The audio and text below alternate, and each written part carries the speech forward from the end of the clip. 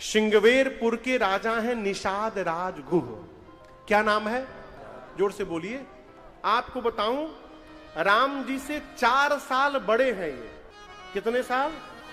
राम जी से 4 साल बड़े हैं निषाद राज गुह। जब राम जी का जन्म हुआ था ना, तो निषाद राज उनका नाम था गुह। अपने पिताजी से बोले कि हमको भी चलना है अयोध्या, हम राम जी के साथ खेलेंगे। पिताजी बोले अरे वो तो छोटे हैं, अभी गोदी में होंगे माँ के, वो आपके साथ नहीं खेलेंगे। आदरणीय प्रयाग से आए हैं का? अरे जय हो जय हो जय हो, जय विराजे विराजे। तो बोले पिताजी बोले गुह के कि मैं बाद में ले चलूंगा तुमको। तो राम जी जब गुरुकुल से पढ़कर आए, राम जी गुरुकुल पढ़ने गए, यज्ञोपवीत के बाद गुरु गृह गए, पढ़न रघुराई, अल्पकाल विद्या सब आई। तो राम जी 11 वर्ष की अवस्था में गुरुकुल से वेद पुराण पढ़ के वापस अयोध्या आए। तो जब राम जी गुरुकुल से हुआ कि गुरु जी के यहां से पढ़ाई पूरी करके राम जी आ रहे, आज भी बच्चा कोई विदेश से पढ़ कर आवे ना, तो उसके पूरे रिश्तेदार एयरपोर्ट पर गुलदस्ता लेके मिलते हैं, बाबू पढ़ के आ रहा। तो राम जी जब पढ़कर गुरुकुल से आ रहे थे, तो महाराज ने उसकी भव्य यात्रा निकाली, शोभा यात्रा अयोध्या में। विशाल यात्रा की घोषणा हुई कि अमुक तिथि को चारों राजकुमार गुरुकुल से पढ़कर आएंगे और उनकी शोभा यात्रा निकाली जाएगी।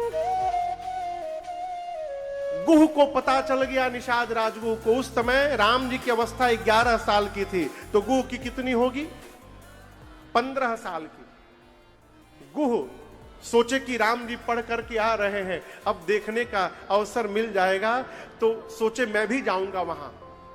तो खाली हाथ कैसे जाऊंगा? तो उपहार में देने के लिए एक धनुष बनाया बांस का, बांस के बाण बनाए राम जी के लिए, और बांस को ही जोड़ जोड़ करके धनुष जिसमें रखते हैं वो तरकस बनाया, और एक डलिया में, बांस की डलिया में ये बाण, तरकस और वो धनुष ले करके पहुंच गए, कपारे पर ऐसे ले करके। भीड़ में जाकर, सड़क के दोनों ओर भीड़ लगी है, उस भीड़ में गुह भी खड़े थे लेकर के।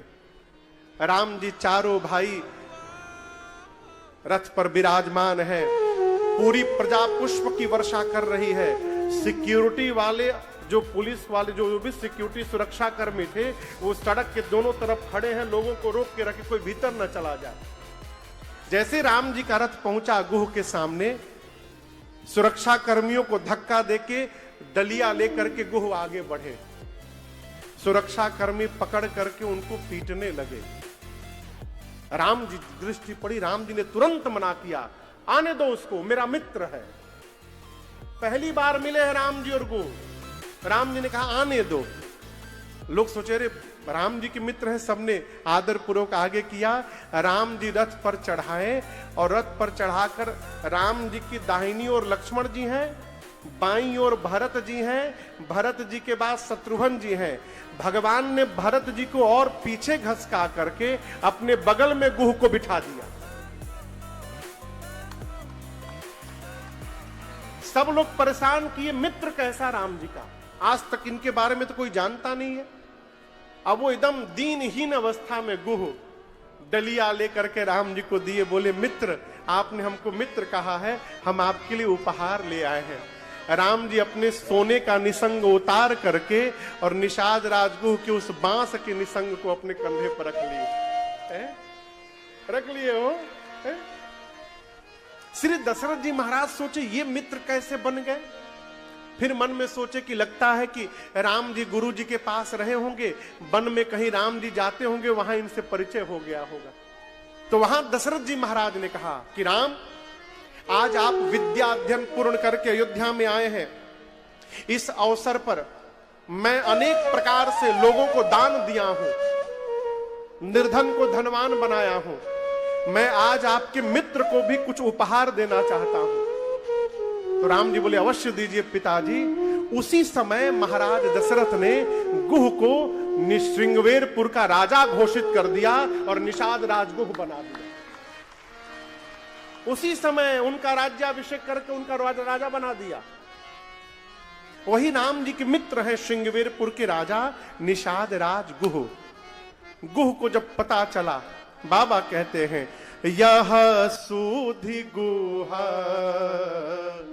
निषाद जब पाए, यह सूधि गुहा निषाद जब पाए, मुदित लिए प्रिय बंधु बुलाए, मुदिता लिए प्रिय बंधु बुलाए, सहज स्नेहा विपसर घुराई, सहज स्नेहा विपसर घुराई, उठाकर पूछी कुशल निकट बैठाए, पूछी कुशल निकट बैठाए, पूछी कुशल निकट बैठाए। उपहार लेकर डलिया में फल मूल लेकर निषाद राजगुह अपने मित्र रघुनाथ जी के सामने जाकर दंडवत कर बैठे। राम जी ने उठाया, उठा करके हृदय से अपने लगाया निषाद राजगुह को, अपने बगल में राम जी ने बिठाकर उनकी कुशलता पूछी। मित्र सब कुशल है ना? निषाद राजगुह कहे प्रभु नाथ कुशल पद पंकज देखे, आपके चरण का दर्शन हो गया प्रभु, मेरा जीवन का सब कुछ कुशल हो गया है। आपको हमने सुना है कि आपको 14 वर्ष अयोध्या से बाहर रहना है। एक बात कहे प्रभु, बाहर तो आप आ ही गए हैं अयोध्या से, तो कृपा करके आप 14 वर्ष श्रृंगवेरपुर में रहिए। राम जी बोले मित्र मैं विशेष उदासीन व्रत का संकल्प लेकर आया हूं, और इस संकल्प के अनुसार मैं 14 वर्षों तक किसी भी गांव नगर में नहीं जा सकता हूं, न किसी धातु को छू सकता हूं। निषाद राजगुह सुने तो बोले कोई बात नहीं प्रभु। तुरंत नगर के बाहर एक शीशम का वृक्ष था, उसके नीचे कुशा की चटाई बनवा कर बिछवाई, और रात्रि में प्रभु और मैया कंद मूल पाए और पाकर उसी कुशा की चटाई पर धरती पर सो गए। लक्ष्मण जी थोड़ी देर चरण सेवा करने के बाद दूर जाकर विरासन में बैठकर पहरा देने लगे। निषाद राजगुह ने अपने सेवकों को बुलाकर कहा देखो मुझे पता चला है कि कल रात में जब अयोध्यावासी तमसा के किनारे सो गए थे तो राम जी मध्य रात्रि में उनको सोता हुआ छोड़ के चले आए हैं। कहीं हम लोग रात में सो जाएं, राम जी हम लोगों को भी छोड़ के चले जाएंगे, आगे तो क्या होगा। अपने सेवकों को कहा कि जहां राम जी सोए हैं चारों तरफ खड़े हो जाओ पहरे में, राम जी को रात में जाने नहीं देना है। निषाद राजगुह के सेवक चारों तरफ पहरे में खड़े हो गए। इसके बाद निषाद जी गए भगवान के पास, और जब कुशा की चटाई पर राम जी को सोते हुए देखा लगे रोने। कैकयनंदिनी मंदमति कठिन कुटिल पनकी, जेहि रघुनंदन जानकी, सुख अवसर दुख दीन। कहने लगे कैकई जी मंदमती हो गई हैं। कैकय नंदिनी मंदमती, अरे जिस राम जी के जीवन में सुख का क्षण आने वाला था कैकई ने दुख दे दिया। निषाद राजगुह मां कैकई को लगे भला बुरा कहने। लक्ष्मण जी वहीं बगल में बैठ के सुन रहे थे। लक्ष्मण जी बोले इधर आइए, इधर आइए, मेरे पास आइए, क्यों रो रहे हैं? निषाद जी बोले मेरे मित्र राम जी को कैकेयी जी ने दुख दे दिया।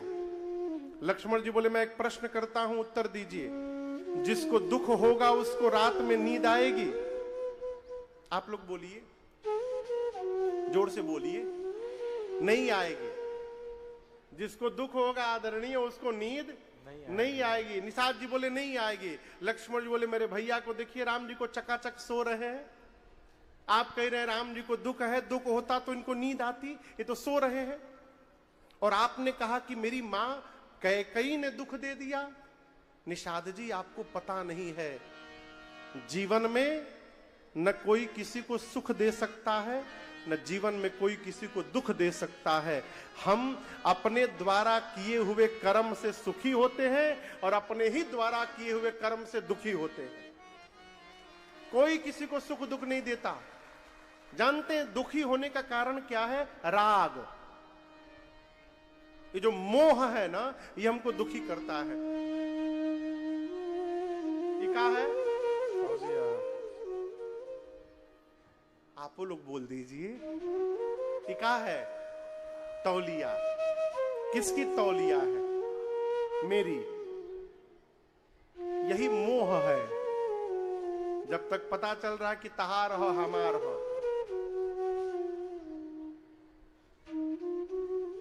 यदि ये तौलिया फट जाए तो आपको कोई कष्ट होगा? कोई कष्ट नहीं होगा। हमको रात में नींद नहीं आएगी। क्यों नहीं आएगी? इस मोह के कारण। अब सोचिएगा, इस तौलिए ने हमको दुखी नहीं किया। इस तौलिया के प्रति जो हमारा मोह लगा हुआ है, इस मोह ने हमको दुखी कर दिया। आपका मोह नहीं है इसलिए आपको कुछ नहीं हुआ, हमारा मोह है इसलिए हम दुखी हो गए। बेटा, आदमी बेटा को पढ़ा रहा है, कहे लड़कवा बड़ हो के कमाने लगेगा ना, हम आराम करेंगे। अरे बड़ा हुआ, कमाने लगा, लेकिन चला गया अमेरिका। अब आप बैठ के झुनझुना बचाइए यहां पर। वो तो चला गया अमेरिका, ग्रीन कार्ड का अप्लाई कर दिया, आएगा भी नहीं। अब आप कहिएगा कि लड़का ने हमको दुखी कर दिया। लड़के ने दुखी नहीं किया। लड़के से आप जो आशा लगा के रखे हैं, इस आशा ने आपको दुखी कर दिया। अपना कर्म करते रहिए, पढ़ाना है पढ़ाते रहिए, आशा लगा के रखिएगा तो दुखी हो जाइएगा। ये जो मोह है, मोह सकल व्याधि न कर मूला। इसी मोह की रात्रि में सोकर सब लोग सपना देख रहे हैं। लक्ष्मण जी कहते हैं मोह निशा सब निहारा, देखा ही सपन अनेक प्रकारा।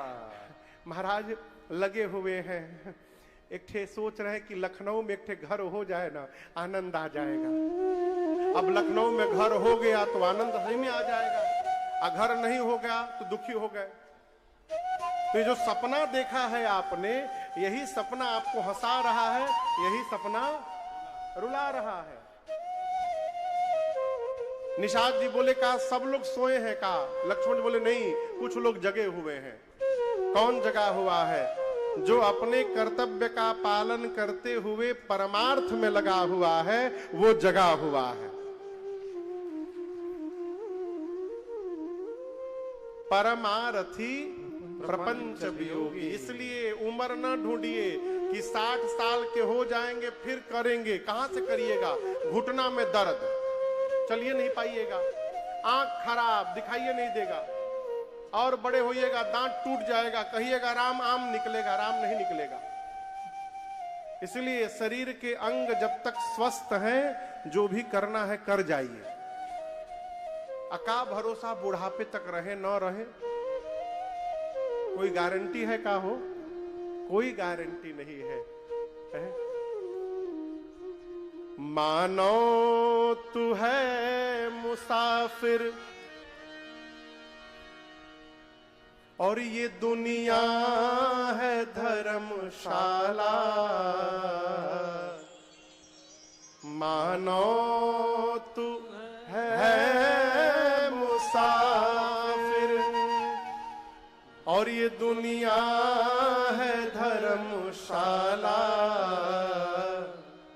संसार क्या है सपना वो भी अजब निराला, संसार क्या है सपना, वो भी अजब निराला। मानो तू है मुसाफिर, दुनिया है धर्मशाला। कौड़ी के मोल तूने, कौड़ी समझ रहे ना, कौड़ी पहले कौड़ी से ही लेन देन होता था। सबसे छोटी इकाई थी फूटी कौड़ी, 4 फूटी कौड़ी को मिलाकर एक साबुत कौड़ी होता था।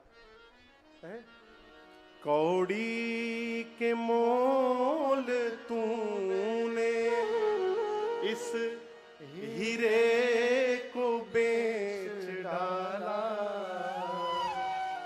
संसार क्या है सपना, वो भी अजब निराला।